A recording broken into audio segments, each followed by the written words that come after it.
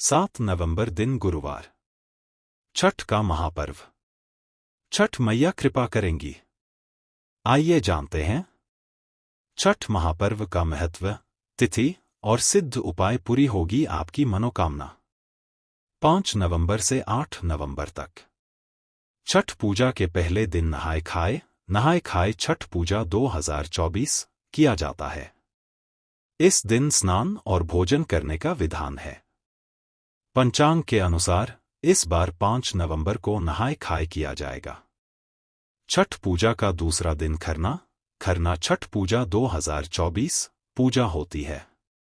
इस दिन महिलाएं नए मिट्टी के चूल्हे पर खीर बनाती हैं। इसके बाद उसे भोग के रूप में छठी मैया को अर्पित किया जाता है। इस दिन पूजा के बाद व्रत की शुरुआत होती है। इस बार खरना पूजा 6 नवंबर को है।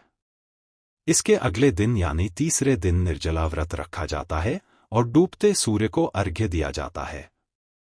इस बार 7 नवंबर को डूबते हुए सूर्य को अर्घ्य दिया जाएगा। छठ पूजा के अंतिम दिन उगते सूर्य को अर्घ्य देने का विधान है। इसके बाद शुभ मुहूर्त में व्रत का पारण किया जाता है। इस पर्व का समापन 8 नवंबर को है। पौराणिक कथा रामायण और महाभारत।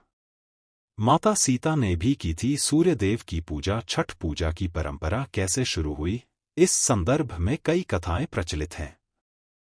एक मान्यता के अनुसार जब राम सीता 14 साल के वनवास के बाद अयोध्या लौटे थे, तब रावण वध के पाप से मुक्त होने के लिए उन्होंने ऋषि मुनियों के आदेश पर राजसूर्य यज्ञ करने का फैसला लिया।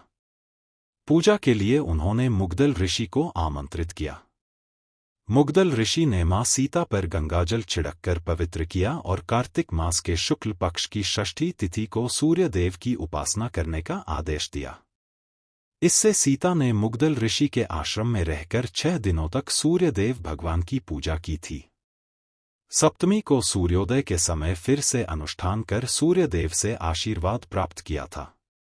दूसरी कथा महाभारत काल से हुई थी। छठ पर्व की शुरुआत हिंदू मान्यता के मुताबिक कथा प्रचलित है कि छठ पर्व की शुरुआत महाभारत काल से हुई थी। इस पर्व को सबसे पहले सूर्यपुत्र कर्ण ने सूर्य की पूजा करके शुरू किया था। कहा जाता है कि कर्ण भगवान सूर्य के परम भक्त और वो रोज घंटों तक पानी में खड़े होकर उन्हें अर्घ्य देते थे। सूर्य की कृपा से ही वह महान योद्धा बने। आज भी छठ में अर्घ्य देने की यही परंपरा प्रचलित है। छठ पर्व के बारे में एक कथा और भी है। जब पांडव सारा राजपाट जुए में हार गए, तब द्रौपदी ने छठ व्रत रखा था। इस व्रत से उनकी मनोकामना पूर्ण हुई थी और पांडवों को सब कुछ वापस मिल गया। सूर्यदेव और छठी मैया का संबंध भाई बहन का है। इसलिए छठ के मौके पर सूर्य की आराधना फलदायी मानी गई है। सिद्ध उपाय से पूरी होगी आपकी हर मनोकामना। छठ पर्व के दिन बहते पानी में कच्चे चावल और गुड़ प्रवाहित करें। ऐसा करने से मान सम्मान बढ़ेगा और कर्ज से मुक्ति मिलेगी और धन लाभ होगा। पौराणिक मान्यताओं के अनुसार किसी भी व्रत का सर्वोत्तम फल दान करने से ही प्राप्त होता है। इस दिन गेहूं दान करने से सभी मनोकामनाएं पूरी होती हैं। इस दिन शिवलिंग पर लाल कपड़े में थोड़ा गेहूं और गुड़ बांधकर चढ़ाना चाहिए। ऐसा करने से सूर्य ग्रह और मंगल ग्रह अच्छा फल देते हैं और गवर्नमेंट से फायदा दिलाते हैं और साहस बढ़ेगा।